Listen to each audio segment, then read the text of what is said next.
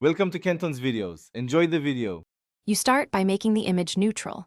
This reduces cross-color bias and gives you a stable base. Open the basic panel and use the white balance eyedropper on a known neutral area, skin-free zones like teeth or background work. Once done, nudge temp toward warmer or cooler and adjust tint in small steps. Skin tones react strongly. Also apply a camera profile such as Adobe Color to preserve gamut and give you predictable saturation behavior before moving to exposure and contrast.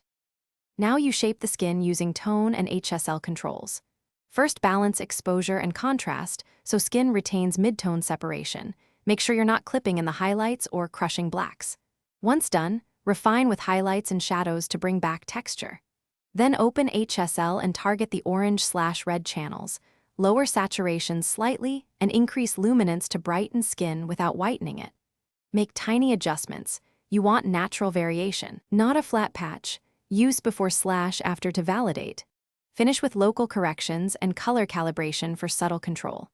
Paint with an adjustment brush and toggle temp, or tint to warm or cool specific areas like cheeks or shadowed sides.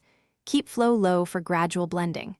Once done, use camera calibration sliders to correct color casts at the primary channel level. Small shifts yield big skin tone improvements.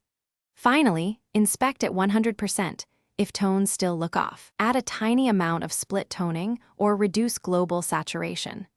Troubleshooting tip: if skin bands, add noise reduction or slightly raise luminance instead of extreme hue shifts. Thanks for watching. Consider subscribing if we helped you.